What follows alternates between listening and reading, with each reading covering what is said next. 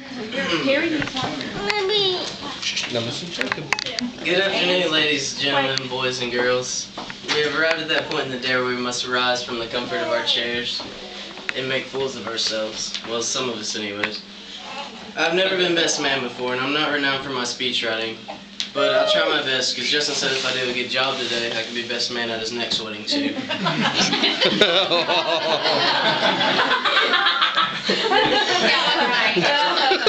For those of you who don't know me, my name is Jacob. For those of you who do, I apologize. I'm Justin's brother.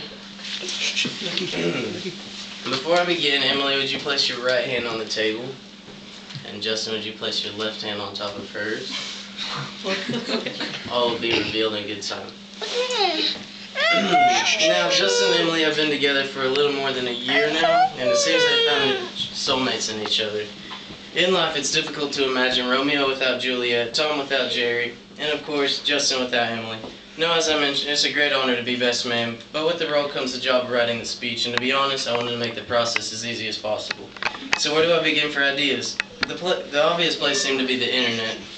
So with the multitude of resources at my fingertips, I began searching the web. After a couple hours of researching, I found some really good stuff on the net, but then I realized I was supposed to be looking for best man tips. I did actually find loads of ready prepared speeches on the internet, but sadly none of them were about a couple named Justin and Emily, so it's down to me after all. As a part of my research, I discovered that according to the tradition, I'm supposed to sing the groom's praises and tell you about his many good points. Well, I'm very sorry, but I can't sing, and I won't lie. Emily is a lovely person. She deserves a good husband. Thank God Justin married her before she found one.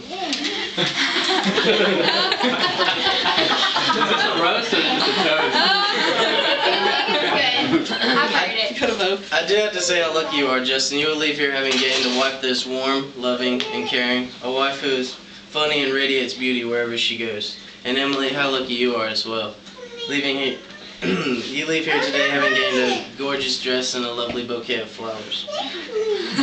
I'm not sure I'm the best person to dish out advice, but I do have the following words of wisdom for the happy couple.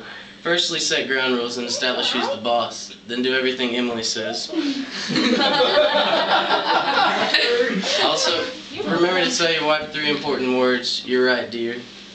A happy marriage is a matter of give and take. The husband gives and the wife takes.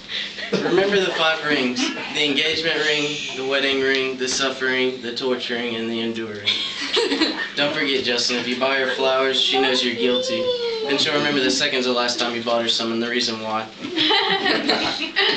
Now, in case any of you are wondering why I asked Justin to place his hand on Emily's, I will tell you now. As my final role, it was with great pleasure that I've been able to give you the last 5 minutes in which you've had the upper hand on Emily. It will most certainly be the last. May your love be modern enough to service the times and old-fashioned enough to last forever. Here's to love, laughter, and happily ever after. As Justin and Emily start their new life, please stand and toast the new husband and wife. Aww. Very good. That was very good. To the new Mr. and Mrs. Freeman, Justin and Emily. Here, here.